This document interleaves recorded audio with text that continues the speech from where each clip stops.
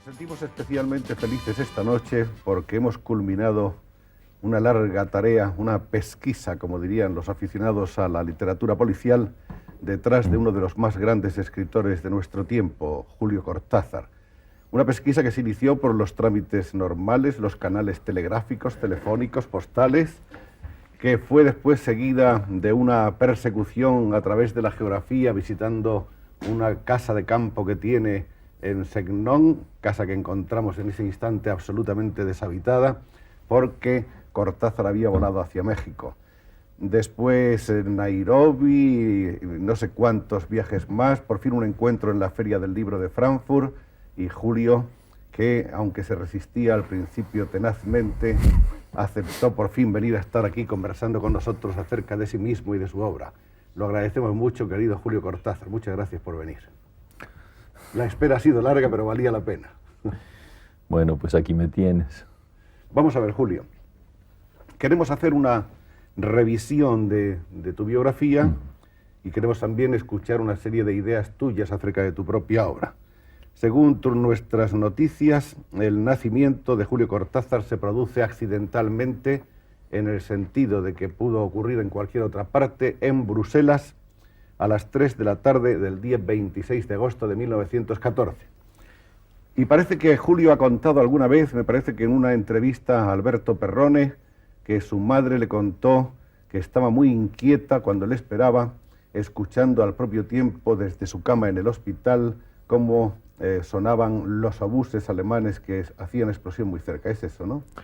Es verdad, las circunstancias de mi nacimiento fueron nada extraordinarias, pero un tanto pintorescas, porque fue un nacimiento que se produjo en Bruselas como podría haberse producido en Helsinki o en Guatemala. Todo dependía de la función que le hubieran dado a mi padre en ese momento y el hecho de que él acababa de casarse y llegó prácticamente en viaje de bodas a Bélgica, hizo que yo naciera en esa ciudad en el mismo momento en que el Kaiser y sus tropas se lanzaban a la conquista de Bélgica, que tomaron en los días de mi nacimiento. De modo que ese relato que me ha hecho mi madre es absolutamente cierto y mi nacimiento fue un nacimiento sumamente bélico, lo cual dio como resultado a uno de los hombres más pacifistas que hay en este planeta. Ciertamente. En algunas de las solapas de tus libros se dice que tu padre era diplomático. No, no es exacto. No, mi padre era técnico en ciertas materias económicas en la Argentina, y entonces lo pusieron al frente de una misión económica que estaba agregada a la legación argentina en Bélgica. Yo no sé si tenía cargo diplomático, estatuto diplomático, no lo sé. El hecho es que él trabajaba en la legación. La guerra supongo que más tarde empujó a la familia Cortázar hacia horizontes un poco más gratos y menos peligrosos. Bueno, la Argentina era un país neutral en la guerra del 14, como lo fue también en la Segunda Guerra Mundial. Y entonces mi familia no tuvo directamente problemas con los invasores, con los alemanes, que le permitieron pasar a un país neutral, en este caso Suiza, y luego España, y por eso es que yo entre 1 año y medio y 3 años y medio viví en Barcelona, hasta que en 1918, una vez terminada la lucha, la familia pudo volver a la Argentina. De esos años primeros, años tan remotos, los años infantiles, en los que quedan siempre imágenes muy vagas y un tanto evanescentes, ¿tú tienes recuerdos precisos? No, precisos no, pero tengo recuerdos. Y recuerdos que me preocupaban, me atormentaban un poco cuando yo era niño, porque hacia los 9 o 10 años, de cuando en cuando me volvían imágenes muy inconexas, muy dispersas, que yo no podía hacer coincidir con nada conocido. Y entonces se lo pregunté a mi madre. Le dije, mira, hay momentos en que yo veo formas extrañas y colores como baldosas, como mayólicas con colores. ¿Qué puede ser eso?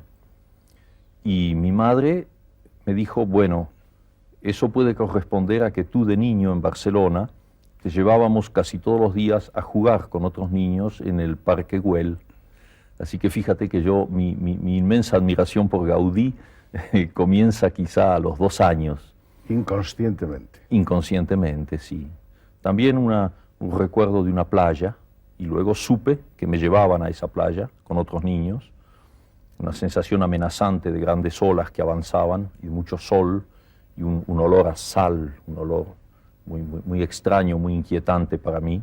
Evidentemente el niño ve las cosas de una manera mucho más primitiva, sin ninguna conceptuación. Eso no pasa por el intelecto, es una intuición pura. Y volví así como a ráfagas. Y en los 2 casos mi madre me dio los suficientes elementos como para que yo pudiese finalmente identificarlos. ¿Alguna vez tuviste la tentación de ir al reencuentro de ese tiempo perdido, de esas imágenes lejanas? Sí, claro. La primera vez que vine a Europa, en el 49, tomé un barco cuya primera escala era en Barcelona. Y entonces lo primero que hice fue ir al Parque Güell.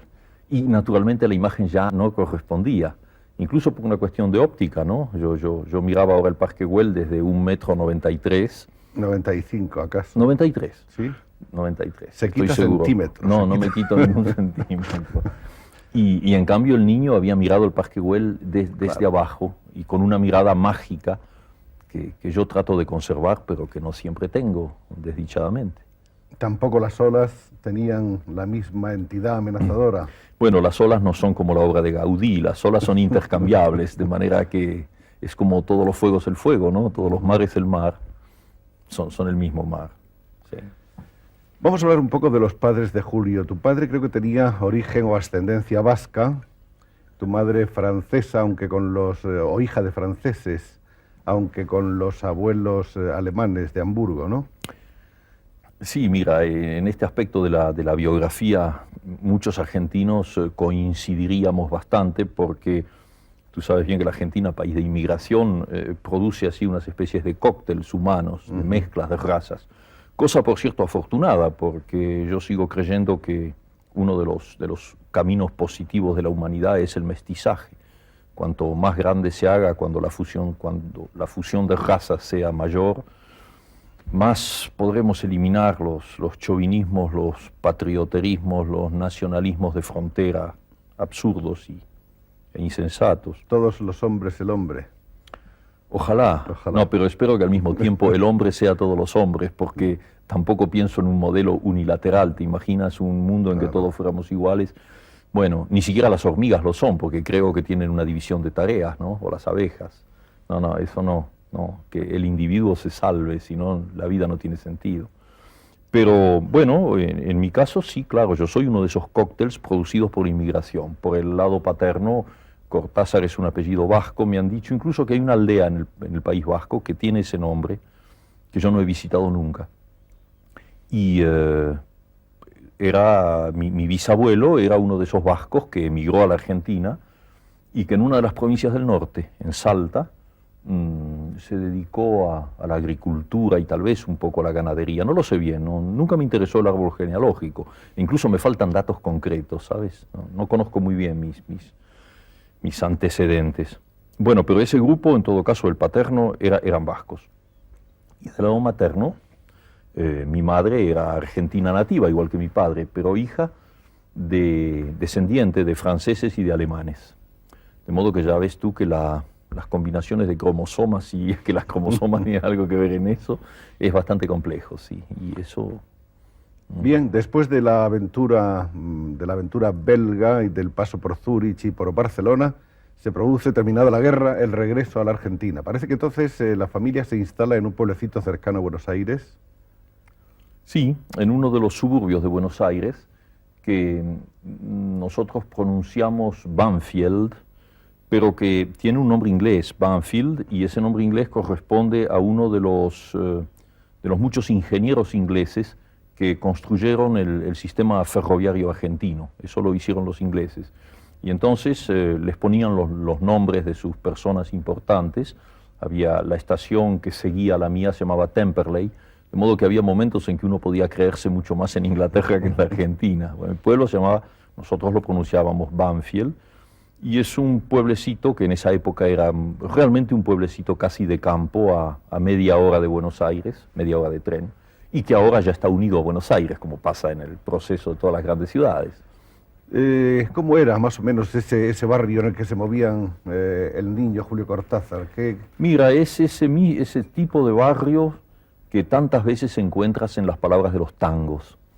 Es decir, no es el suburbio de la ciudad, pero es un poco el metasuburbio, el suburbio que le sigue. O sea, calles no pavimentadas, por donde en mi infancia todavía había mucha gente que andaba a caballo. Por ejemplo, el lechero nos traía la leche a caballo. La circulación de mercadería se hacía con carretas a caballo. Y era sumamente suburbano, con pequeños faroles en las esquinas, una pésima iluminación que favorecía el amor y la delincuencia en proporciones más o menos iguales, y que hizo que mi infancia fuera una infancia un poco cautelosa y temerosa, porque las madres tenían mucho miedo por los niños. Había realmente un clima a veces inquietante en esos lugares, y al mismo tiempo era para un niño un paraíso, porque la casa tenía un gran jardín que daba sobre otros jardines, y entonces ese era mi reino, ¿no? En algunos cuentos eso ha vuelto así, ha sido evocado porque yo lo siento muy, muy presente y muy vivo. Bueno, y ahí hice los estudios primarios en una escuelita de la zona, y allí viví hasta los 17 años. Eras ya un solitario en los primeros años, has tenido fama de tener una juventud muy solitaria y de haber seguido siempre, en cierto modo, haber seguido siendo siempre un solitario deseoso de tener amigos y de que todos los hombres se entiendan entre sí, pero muy avezado a tu soledad. ¿Cuál es tu respuesta? ¿Estás o no de acuerdo con esa teoría? ¿Sí? Sí, mira, sí. Me da un poco de tristeza tener que contestarla porque evidentemente yo sé que hay una especie de desgarramiento en mí. Yo soy por naturaleza solitario. Me siento bien solo. Puedo vivir solo. Puedo vivir largos periodos solo. Y eso sobre todo en mi primera juventud, mi adolescencia en mi primera juventud. Y luego ya aquí, viviendo en Europa, por otros motivos que ya tocan la historia y de los cuales supongo que hablaremos después si tú quieres, pues entonces digamos que descubrí a mi prójimo. Es decir, que en ese momento lo que yo reivindicaba un poco como un derecho y casi un orgullo, el hecho de que me dejasen en paz y que yo estuviera solo, se convirtió un poco en un sentimiento de culpa. Y entonces actualmente, bueno, tú sabes muy bien que yo trato de darme lo más que puedo cuando pienso que el hecho de darme no es totalmente inútil, que puede en algún plano tener algún sentido, haciendo eso y haciendo otras cosas que no tienen nada que ver con la literatura. Pero es un poco como la historia del Dr. Jekyll y Mr. Hyde, ¿comprendes? Bueno, digamos que el solitario es Mr. Hyde, el malo, y que Dr. Jekyll es el que trata de hacer alguna cosa. Entonces hay un continuo divorcio, una continua separación. Un enfrentamiento permanente. Hay un enfrentamiento, y me sucede, y es algo que yo lamento, que a veces en grandes reuniones, en contactos humanos muy bellos, en que me siento muy bien y en que estamos haciendo cosas en común, hay un minuto en que Mr. Hyde me dice en el oído: hombre, ¿y por qué no estás escuchando un disco tranquilo en tu casa? ¿Comprendes? A veces Mr. Hyde tiene razón también. Bueno, yo pienso que sí. En todo caso, Mr. Hyde es mucho más responsable de todo eso que Dr. Jekyll. Dr. Jekyll ha hecho otras cosas. En esos años, entonces, los amigos son pocos, en la escuelita, después en los estudios primarios, en el bachillerato, en la carrera de magisterio, en el profesorado. Sí, los amigos fueron pocos, pero buenos. Bueno, yo eso creo que es un principio que toda persona sensata elige automáticamente, no soy ninguna excepción, o sea que frente a esa gente que llama amigo a cualquiera, tengo muchos amigos. En el momento de saber quiénes son esos muchos amigos, se descubre que no hay tantos.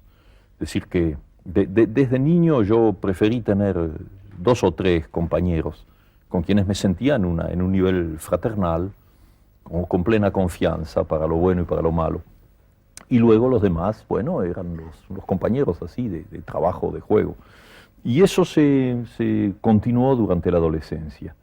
Tuve muy pocos y maravillosos amigos, algunos de los cuales siguen siendo mis amigos, incluso algunos han venido a Europa y están ahí. Tu vocación literaria arranca desde el comienzo casi de tu vida, porque parece que a los 9 años habías escrito ya una novela que escribías en tu jardín, en ese jardín que has evocado, subiéndote a lo que parece a las ramas más sólidas de un sauce, de un viejo sauce.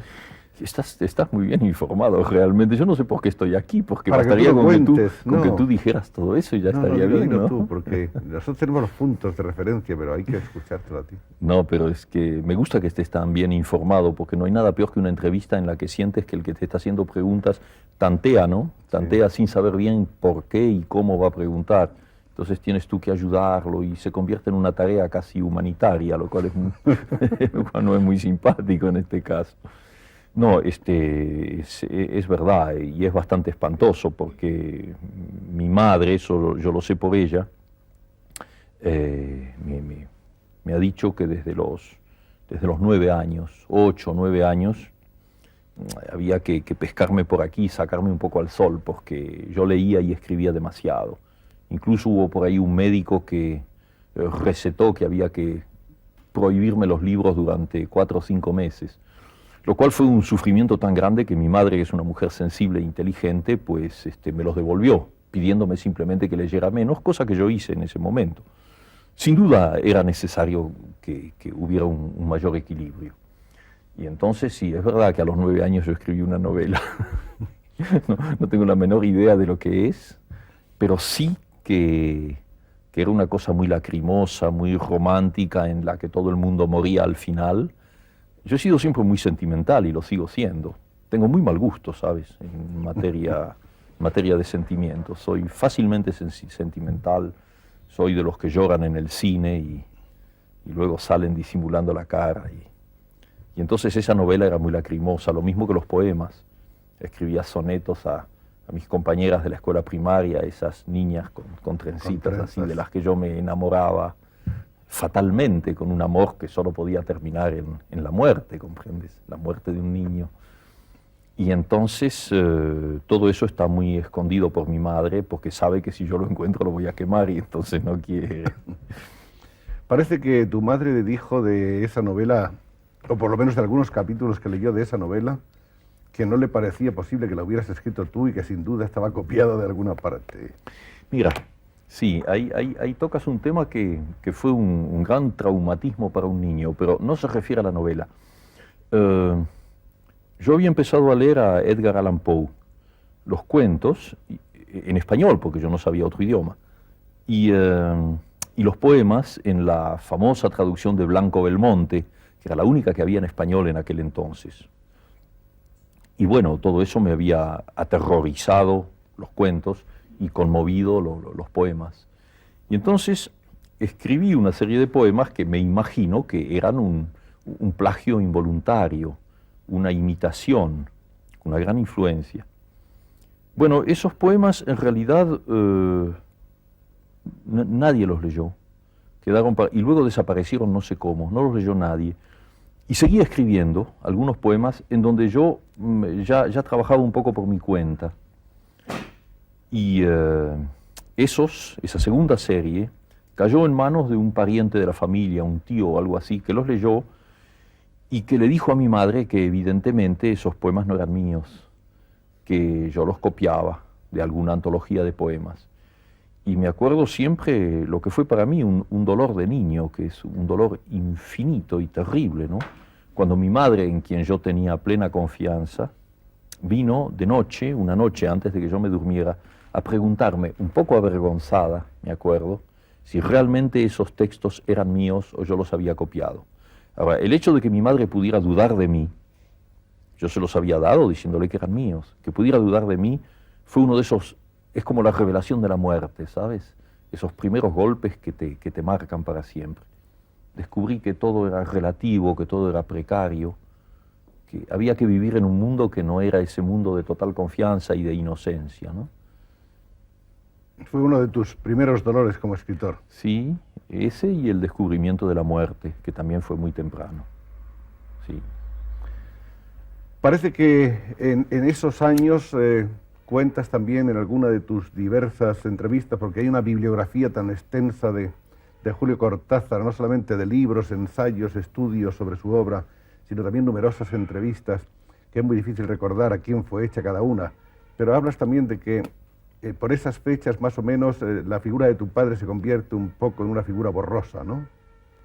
Bueno, estás utilizando un generoso y amable eufemismo, porque no es una figura borrosa, es una figura que desaparece totalmente. Desaparece. Yo tenía 6 años cuando mi padre se fue de mi casa para siempre, y en circunstancias que dejaron a mi madre en una muy mala situación económica y con 2 niños, una hermana mía que tiene 1 año menos que yo, mi único hermana, y yo, al cuidado de ella.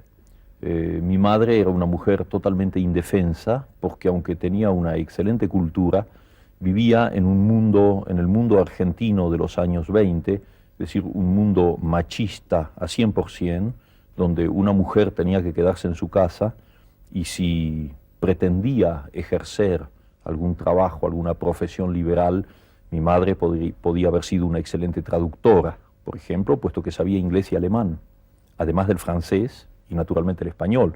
Fíjate el juego que le daba eso. Que tenía, sí. No, pero era absolutamente impensable. En ese momento era impensable. Y entonces mi madre tuvo que aceptar pequeños empleos en la administración nacional, porque eso sí era honorable, ¿sabes? Sí, empleado público sí, lo otro no. Entonces tuvo que educarnos con dificultades, con problemas económicos muy grandes. Y mi padre desapareció en ese momento y yo no volví a verlo nunca más. ¿No volvió a hacer acto de presencia? Bueno, no volvió a hacer acto de presencia cuando me enteré de que había muerto. Muchos años después, en la provincia de Córdoba, tuve una comunicación de un abogado que me comunicaba eso por algún papel que había que firmar, ese tipo de cosas. El hecho de estar sufriendo una serie de apuros económicos hizo que tú no pudieras cursar en la universidad. Es decir, comenzaste, pero tuviste que abandonar porque era realmente insostenible, ¿no? Sí, es exacto. Es decir que, bueno, el plan de estudios varía mucho en los países, de modo que en 2 palabras te digo cómo funcionaba. Terminada la escuela primaria, a los 13 años, una cosa así, luego hacías la escuela secundaria. Y en mi caso, yo entré en una escuela normal, que a los 18 años me dio un título de maestro normal. Y luego 3 años más de profesorado, que me dio un título de profesor. Ahora, ese título de profesor era una cosa totalmente absurda, porque el título era profesor en letras, no de, sino en letras. Vas a saber por qué. Y era un título que te facultaba para enseñar en los colegios secundarios realmente cualquier cosa. Gramática, geografía, lógica, instrucción cívica, historia, realmente un hombre orquesta. Y yo no tengo demasiada admiración por los hombres orquesta en ese plano, por lo menos. De modo que mi título de profesor no me satisfacía, ni mucho menos. Y entonces busqué el camino de la universidad, la Facultad de Filosofía y Letras, naturalmente en la rama de letras. Y fue en ese momento en que comprendí que no podía hacerlo, que tenía que utilizar ese título que ya tenía.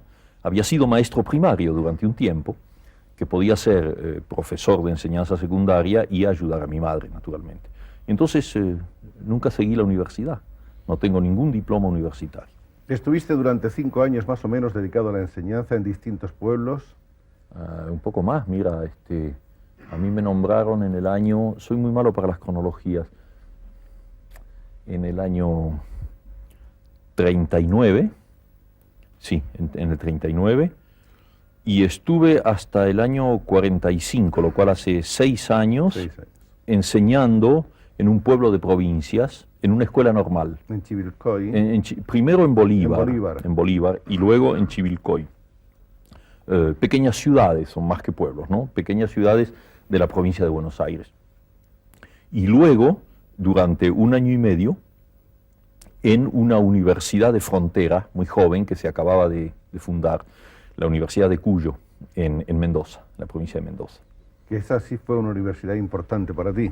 Sí, pero fíjate hasta qué punto era una universidad improvisada que yo enseñé ahí sin tener título universitario. Curioso. Porque era una universidad muy joven, muy pobre, pagaban unos sueldos de hambre, pero al mismo tiempo nos proponían a los jóvenes argentinos una especie de apostolado. Es decir, ir ahí a enseñar aquello que nosotros ya podíamos conocer un poco mejor que los estudiantes. Ese es un fenómeno impensable en Europa, todavía Totalmente. es una de Totalmente de los impensable. milagros propios de América, Sí, ¿no? sí, claro. Y entonces alguien en Buenos Aires se había enterado de que yo había aprendido por mi cuenta el francés y que sabía alguna cosa de literatura francesa. Entonces me propusieron hacer un curso en la Universidad de Cuyo sobre literatura francesa. Entonces pasar de un medio de enseñanza secundaria a universitario para mí era una cosa muy hermosa, porque suponía ponerme ya en un nivel de alumnos, de estudiantes, en otro plano. Y finalmente dejar de enseñar instrucción cívica. Tú comprendes que los procedimientos para votar y lo que se puede y lo que no se puede hacer en una sociedad llamada democrática no me divertía demasiado. Entonces fui ahí y estuve 1 año y medio hasta que llegó el primer gobierno de Perón y yo me marché.